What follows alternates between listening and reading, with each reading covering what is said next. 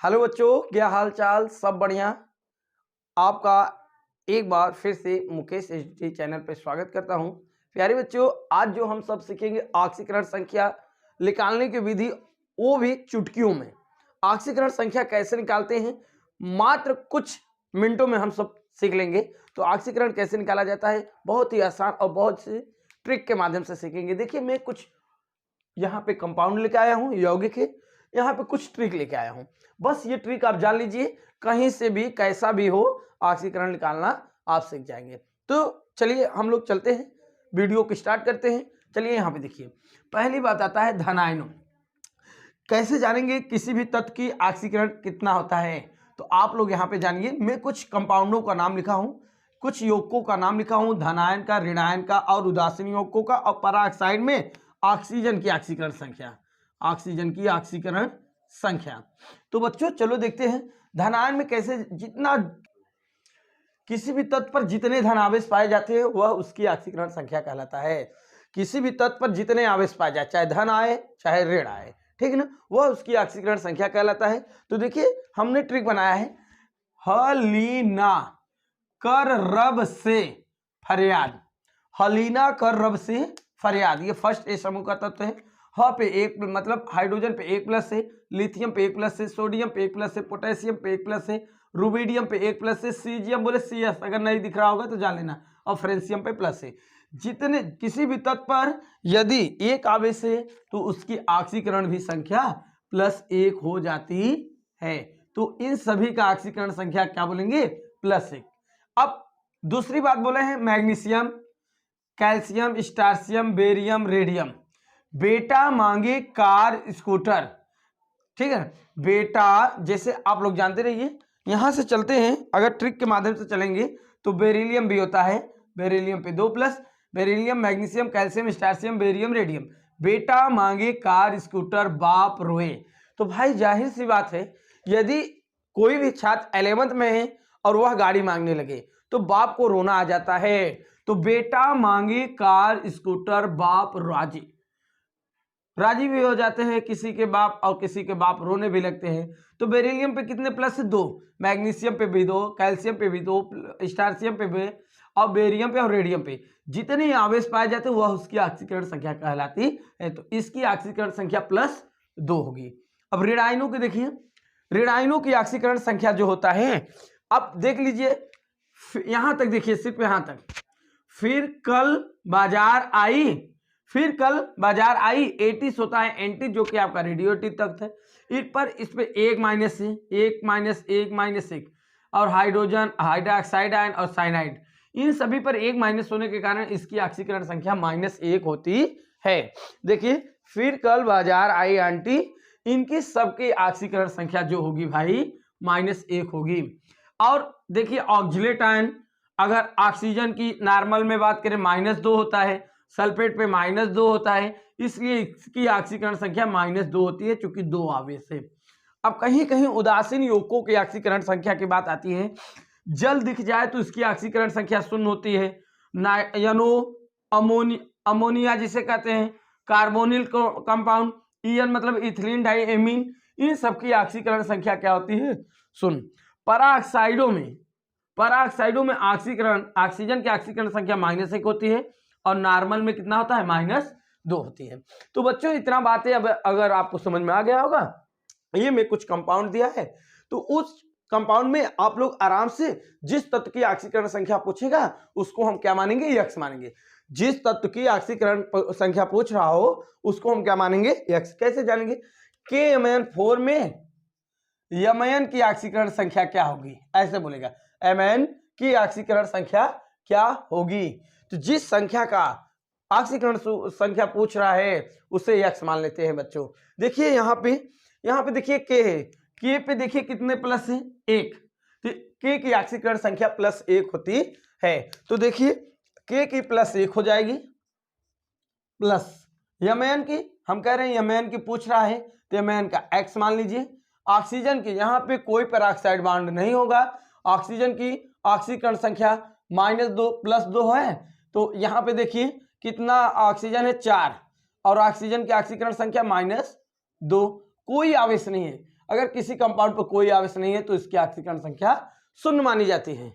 तो देखिए यहाँ पे यक्स, यहाँ पे देखिए 2 चौकाट, यहाँ पे +1 है और 2 चौकाट प्लस और माइनस माइनस 8 इक्वल टू 0। तो आप यहाँ पे देखिए और यहाँ पे आप क्या दोबारा लिख सकते हैं, यक्स है और ये -8 में से अगर देखिए, अच्छा मैं यहाँ पे शॉर्टकट में बता रहा हूँ, थोड़ा देखना आप लोग। यहाँ पे देखिए ये यक्स है, देख रहे हैं, और यहाँ पे देखिए प्लस माइनस माइनस 2 चौकाट, -8 में से +1 निकलेगा तो -7 इक्वल टू 0। तो आप या करके लिख सकते हैं यक्स बराबर कितना हो जाएगा, +7। यक्स बोले एमएन की ऑक्सीकरण संख्या कितना आ गया बच्चों, 7 आ गया, ठीक है ना। उसी तरह से Na2 में सल्फर की ऑक्सीकरण संख्या, यहाँ पे देखिए सल्फर की ऑक्सीकरण संख्या, Na2 में जिस तत्व की पूछ रही है ऑक्सीकरण संख्या उसका हम क्या मानेंगे, x। Na2 n की ऑक्सीकरण संख्या कितना है, देखिए यहाँ पे कितने आवेश है, +1, तो n कितना है, n2 है तो 2 प्लस हो जाएगा, प्लस देखिए Na का +1 होता है लेकिन 2 है तो +2। सल्फर का पूछ रहा है इसलिए इसका x मानेंगे। ऑक्सीजन का -2 होता है तो 4 है तो -8 इक्वल टू क्या हो जाएगा, 0। तो आप देखिए x -8 में से +2 निकलेगा -6 equal to 0, s equal to +6। तो यहाँ पे इसकी ऑक्सीकरण संख्या कितना हो जाएगी, +6। तो सल्फर की ऑक्सीकरण संख्या अगर पूछ रहा है तो +6 होगा। यहाँ पे देखिए मोस्ट इंपॉर्टेंट बात है, इसमें K3 कोष्टक में CO2O4 की ऑक्सीकरण संख्या की आप इसमें लिख सकते हैं कोबाल्ट की ऑक्सीकरण संख्या क्या होगी। कोबाल्ट का इसमें पूछ रहा है, जिसका पूछ रहा है आप सीधा करिए। कोबाल्ट के पोटेशियम का +1 होता है तो +3 हो जाएगा। कोबाल्ट का कितना होता है, x।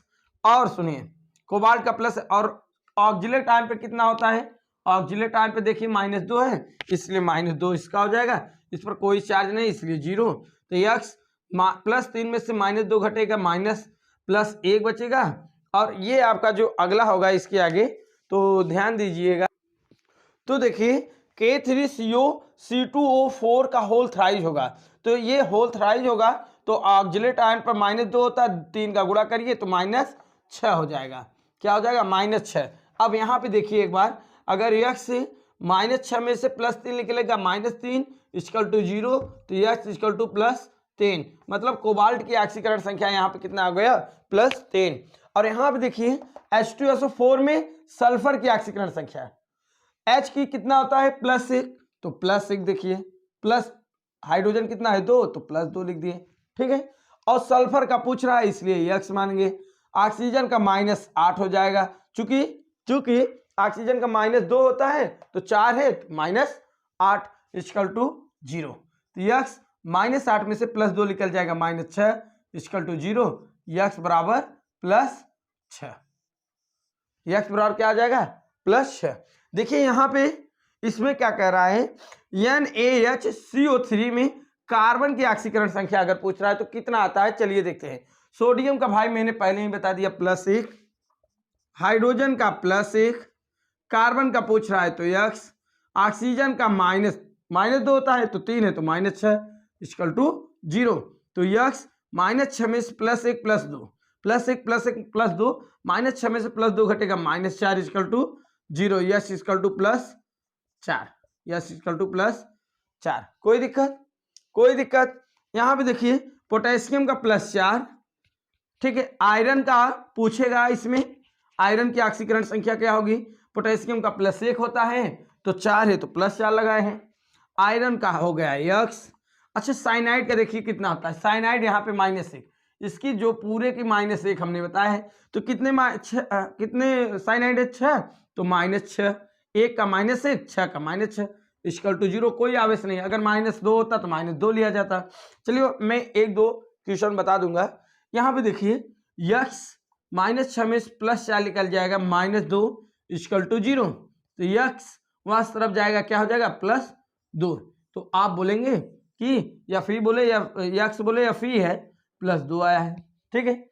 यहाँ पे देखिए इसमें Cr2 का पूछ रहा है, K2Cr2O7 में क्रोमियम की ऑक्सीकरण संख्या, तो पहले देखिए पोटेशियम का +1 होता है तो 2 है तो +2 हो जाएगा। क्रोमियम कितना है 2 है तो 2x हो जाएगा। ऑक्सीजन का -2 होता है और 7 है तो -14 हो जाएगा इक्वल टू 0। तो 2x -14 में से +2 निकलेगा -12, उस तरफ आ जाएगा +12।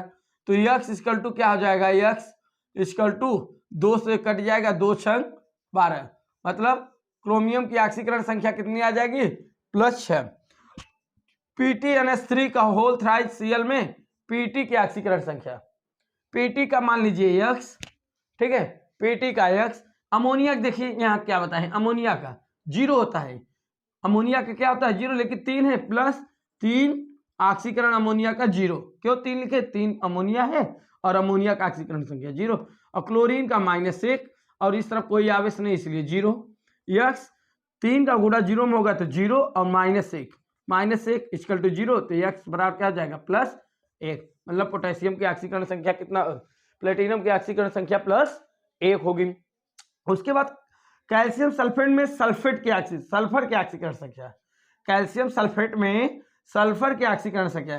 तो कैल्शियम का आप लोग देखिए यहाँ पे होगा, यहाँ पे देखिए कैल्शियम पे कितने प्लस है 2, तो +2 इसका होगा, ठीक है। सल्फर का पूछ रहा है तो x, ऑक्सीजन का -2 होता है तो 4 है तो -8 इक्वल टू कोई चार्ज नहीं है, कोई आवेश नहीं, इक्वल टू 0। तो x -8 में से +2 निकल जाए -6 इक्वल टू 0, तो x बराबर क्या होगा +6, क्या होगा +6, ठीक है बच्चों। और देख लीजिए 1-2 अगर और देखना चाहते हो तो यहाँ पे अगर दिख रहा होगा तो अच्छी बात है, नहीं तो मैं एक एक पॉइंट बता दिया हूँ। अगर आप लोगों को समझ में आया होगा तो बहुत अच्छी बात है, अगर कम दिखा होगा तो देख लेना, यहाँ पे सब मैंने बातें बता दिया हूँ और इसमें जगह भी नहीं बचा हुआ है। तो बच्चों ये वीडियो जो है मात्र ऑक्सीकरण संख्या निकालने की सबसे सरलतम विधि है, बस इतना सा ट्रिक जान लीजिए।